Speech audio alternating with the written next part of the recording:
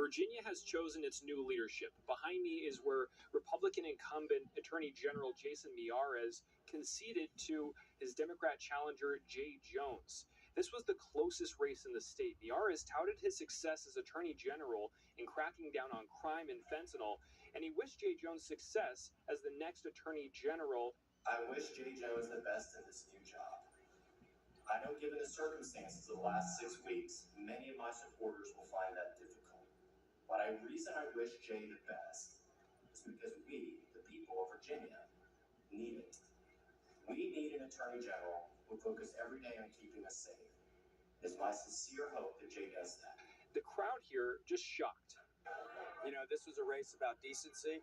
The whole country was watching, and this was a test for Virginia to elect a Attorney General that stood for core values that we understood. And I think we're seeing a shift. Now, Democrat Abigail Spanberger won the governor's race. She beat out her Republican challenger, the current Lieutenant Governor, Winsome Earl Sears.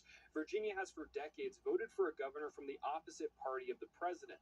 Spanberger is a 3-term congresswoman and former CIA officer, and she ran on anti-Doge cuts and anti-tariffs. I also know that those who were supporting my opponent are disappointed today. And to those Virginians who did not vote for me, I want you to know that my goal and my intent is to serve all Virginians.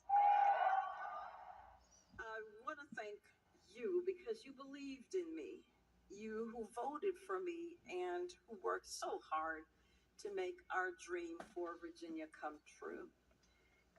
I still want to continue to thank God for this journey and his grace that brought me again to this wonderful country, this wonderful Commonwealth. In the lieutenant governor race, the race has been called for Democrat state lawmaker Ghazala Hashmi over her Republican opponent, talk show host John Reed.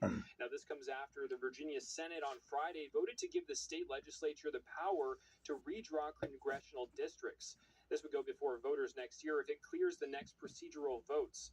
This passed on party lines with Democrats in support and Republicans against in Virginia. And this comes amid a wave of redistricting fights across the country seeking to claim more congressional seats for their own party.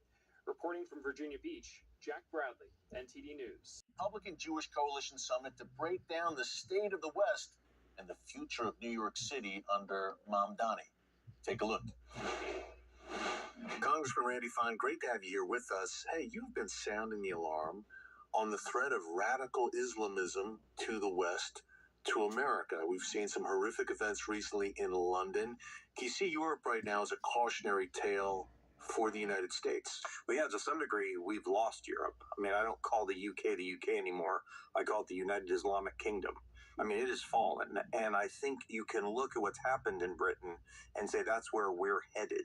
You know, there was a time when they elected a radical Muslim as mayor of London, and look what happened. So, yes, if we don't want to end up like them, we need to make some big changes here. Yeah, Congressman Sadiq Khan, there's a reason people call it Londonistan these days. Blueprint for, say, Zoran Mamdani in New York City. We have a Muslim Somali candidate in Minneapolis as well. And we see this in major urban centers. It seems they're following that your blueprint, as you said. Well, one of the greatest problems we have in the United States is the failure of our immigration system. So those of us on the right were very focused on illegal immigration. And obviously President Trump has made huge progress in dealing with that. I wonder, though, if the left wasn't using that as a giant feint. While they were overwhelming us with illegal immigrants, they were trying to slide in millions of legal immigrants at the same time who did not share our values. And the most disturbing thing in New York is if our immigration policy is working, the people who come here should have the same views of the people who are here. But if you look at the polling in New York, Mamdani's getting blown out by people who were born in America. Whether you're white, black, Asian, Hispanic, he's getting blown out. He's winning overwhelmingly with people who just got here and became America. And that means we have failed as a country to bring people in who love America, share our values, and want to integrate. And if we don't solve that problem, we will not have the America that we love. Yeah, I think it's something like 62% of all foreign-born New Yorkers support Zoran Mamdani. Hey, let's talk about your election, which wasn't too long ago. You're one of the, I think, 4 members, Jewish Republican members of the House right now, the newest Jewish Republican member of the House. Talk about your election, which has kind of goes along with what we were saying. Your candidate was a radical and then some, who you defeated, by the way, in Florida. Tell us more about that, how that went down, and what that says about where the Democrat Party is today writ large. Well, we had a crazy election. Trump won my district by 30 points, so no one expected much. And the guy I ran against literally introduced himself as a Muslim bisexual drug addict. So you'd think, well, he isn't going to win. But the Democrats loaded him up with $15 million of hard money. That's a record for any federal election ever over that short period of time. To give you a sense, he raised $250,000 every single day of the election. It's hard to raise $250,000 at all in a campaign. And it all came from questionable places through Act Blue, and they used that to try to flood the zone. Now, in the end, what is Act Blue, real quick, Con? Act Blue is the digital fundraising vehicle. But part of the problem with Act Blue is that if you give a small enough amount, you don't really have to disclose who you are. And you can use a prepaid debit card. So I could buy a prepaid debit card and give a $50 donation from you, and you'd never know about it.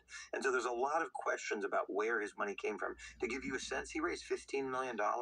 Only 3% of it came from Florida, not my district.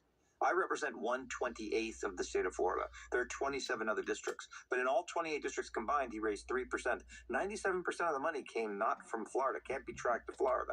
So it was a very bizarre election. I think it's a cautionary tale of what we're up against, but I still won by the same amount of points that my two predecessors won when they got elected the first time. So we fought back, we worked hard, and we won. Yeah, and now you're representing Florida on Capitol Hill. You've earned the nickname the Hebrew Hammer, and with good reason, because you tell it like it is. We've got this emerging strain on the right. Look, we expect anti-Semitism, anti-Israel madness from the left, from Islamists. But now on the right, we've got this strain, the woke right, so-called, people like Tucker Carlson. How concerned are you about that? And these folks are vicious. I mean, they'll come after someone like you or me on X, on social media, who defends Israel, who stands up for the Jewish people. How concerned are you about that trend? Well, I am concerned. I talked about it a lot in my speech today. I called Tucker Carlson the most dangerous anti-Semite in America. And he is, because he's able to leverage a reputation that he created over several decades as a conservative leader. People who don't follow this every day don't realize that he's gone insane. That's the problem. Like 5 years ago, my father, who's Jewish, would hang up the phone with me at 8:59 at night because Tucker was coming on. But that is an issue. It is a big problem. And I think a lot of it, frankly, is funded by the same people who funded the guy who ran against me. I don't see it as organic. There's massive amounts of Qatari money that's flooded the system, that's paying influencers, and that's something that I'm going to work on. I'm a politician, and people give money to my campaign, and I appreciate it when they do. I have to disclose who they are. But if you're an influencer being paid to put out political statements, you should have to disclose who your donors are as well. And so we're going to work on that, because I think a lot of what you see out there is ginned up by both Muslim terror countries, but as well as places like Russia and China that just want to foment discord in the United States. They just want to be fighting with each other, and they want to undermine our social democracy. And I think it's something that we have to work on. Thankfully, we have a true leader in the White House, truly the leader of the free world. Once again, we have it in Donald Trump. Talk about his effect. I think we are witnessing a unique figure in American history. There will never be another one like him. And the best thing I've ever done in politics was on November 23rd, 2 weeks after October 7th, I made the decision to endorse him for president. But even in my wildest dreams, I never thought the president or anyone could succeed in getting Hamas to release all of the living hostages. It's a miraculous thing. There's 7 billion people in the world. I think there truly was only one person who could have gotten that job done. Israel right now in a very good place. The Iranian regime, its axis has been smashed largely. We've got the hostages home, Abraham Accords back on the table. How optimistic are you that Israel, despite all the anti-Semitic madness happening right now, is moving in a really great direction, and we could see a new Middle East shaping up very soon? Well, the anti-Semitism problem is an American problem right now. I think we have to differentiate the two. Israel's in a great place. I mean, it's established itself as the Middle East superpower. There's no question. I mean, it took on everybody. It took them on all at once, and it beat them all. And here we are in this war where Israel has permission to keep half of Gaza, to use it as a security border. Iran has lost its nuclear weapons. Hezbollah has largely been destroyed. So it's been an extraordinary success, and hopefully it shows the Middle East Israel's not going anywhere. So for all these countries that have tried to destroy it forever, let's work together. But in America, that anti-Semitism is on the rise, and we're going to have to deal with that. And you're on it. We're glad we have you advocating for America, Israel, that strong alliance against the anti-Semitic insanity. Congressman Randy Fine, the Hebrew Hammer. We appreciate it. God bless. Keep up the great work. Coming up after the break, Cleveland now ranks as the 7th most dangerous city in America. Congressman Max Miller joins me to make the case for the National Guard in Cleveland, and he explains the fallout from the Schumer shutdown. Don't move. Relax. I'm not going to ask you for money. I'm going to ask you for a moment of your time. I want to introduce you to an amazing organization, Mercy Ships, the largest floating civilian hospital in the world that has volunteer medical staff and crew that donate their time. They do this to bring medical care to those who without this ministry would most likely never be treated and in many cases could die. I personally have witnessed their ministry firsthand and vouch for them. You can help reach the needy and touch the lives of precious children. You can be a volunteer with Mercy Ships. With the launch of their largest ship ever, the Global Mercy, just being equipped with new hospital equipment, and they need volunteers now. Again, I'm not asking you for money. What I'm asking you for is much more valuable. It's your time and service in ministering help to your fellow man. It's easy to get involved. Just go to mercyships.org now. Coalition Summit, you just spoke, and you delivered a forceful defense of the U.S.-Israel relationship. It seems a recent event that really strengthened that relationship even more was the destruction of Iran's nuclear weapons facilities. Congressman, tell us why that was such a pivotal turning point for the region and how it may have paved the way for a new Middle East. Thank you for bringing that up. And as this conversation was going on within the White House, you heard many dissenting voices about individuals who did not want President Trump to attack Iran and the 3 nuclear bases. And what I saw out of President Trump's leadership, as he will listen to the people in his cabinet and who he's put around him, who are very smart individuals, he took the leadership upon himself to make a decision and to disagree with very high-level people. And that is what you call leadership.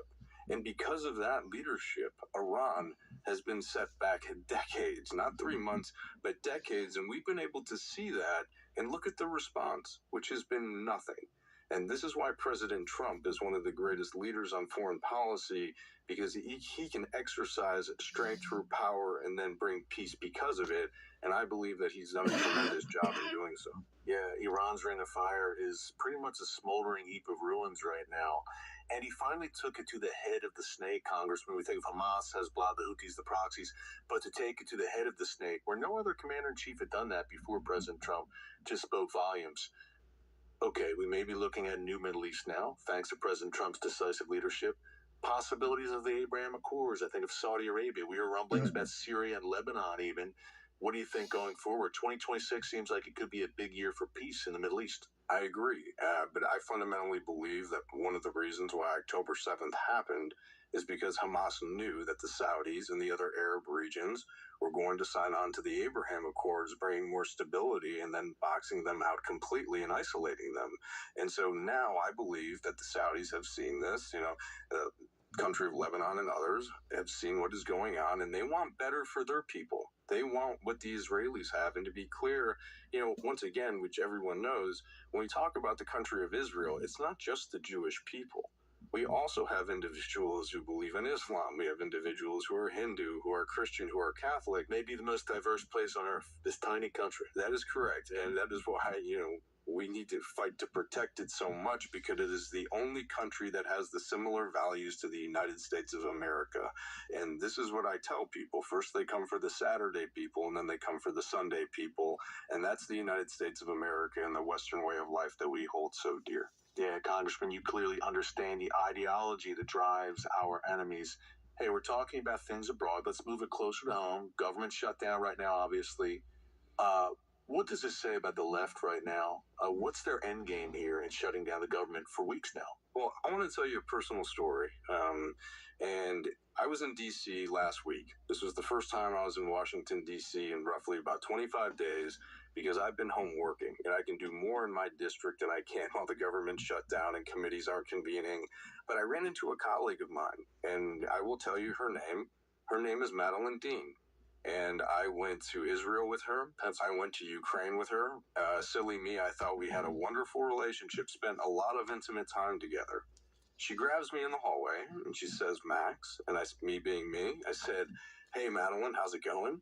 And she looked at me and she said, you need to go talk to the speaker. And I said, excuse me? And she said, I'm glad you're here, but the rest of your Republican colleagues need to come back and open up the government. And I looked at her very calmly and reasonably, and I said, Madeline, I said, we did our job. We voted to keep the government open, and actually it was bipartisan. And furthermore than that, wasn't it Leader Jeffries who said that shutting the government down would be one of the worst things that he could do to the American people because they would suffer and he would never use it as a negotiating tactic? She didn't even wait to hesitate to look at me, and I was incredibly appalled and shocked because she's a member of Congress, and I thought highly of her at the time. I do not now, but she said, Max, you voted to shut the government down.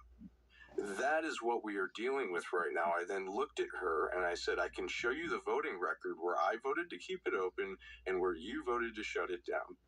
And then she said, times have changed. And I said, Leader Jeffries only said that a year and a half ago. But that is the type of individual right now that I am working with in Congress when they're fighting for an indefinite extension. And you have Republicans who are there saying, we will vote for the Affordable Care Act to make sure that our constituents don't see a crazy increase in their premiums. But make no mistake, and I'll yield back, Chuck Schumer did this on purpose.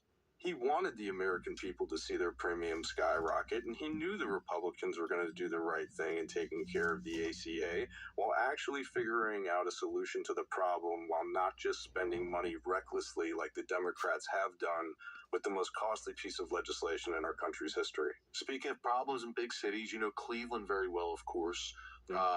Some issues with the murder rate there. Needless to say, you think it may be a good idea to send the National Guard for President Trump to send the Guard to Cleveland as well. Break that down a bit for us. Absolutely. So I looked at the city of Cleveland, which my district, I represent and surround the entire city of Cleveland. And I have a young daughter who's about to be 2 this Tuesday. I wanted to know what the crime rate was in Cleveland, and so I Googled, and I started doing my research, and I had my team do the education in D.C. and back home, and I found out that we have 50 assaults a day in the city of Cleveland, that we have anywhere between 7 to 10 murders a month, and I believe that this is a choice that the mayor of Cleveland and the city of Cleveland has made because they are not doing the right thing in order to deter crime, which is more police presence. If it's not the Ohio National Guard, then it should be Ohio Highway Patrol. But that mayor has to do the right thing by inviting them in because Ohio is under home rule. So he must like what is going on because, in my opinion, I believe that everyone up there who allows this to happen is condoning murder, rape, and so many other horrific crimes on a daily basis in what I believe is one of the greatest cities in the country where I grew up. Wow. Yeah, we got to clean up the major cities. I know that's a big part of President Trump's agenda, part of your agenda as well. Dan Congressman, thanks for all the good work you're doing on the Hill. We appreciate it. God bless. Thank you for your time. Coming up, my final thoughts on last night's election results and what comes next. Stick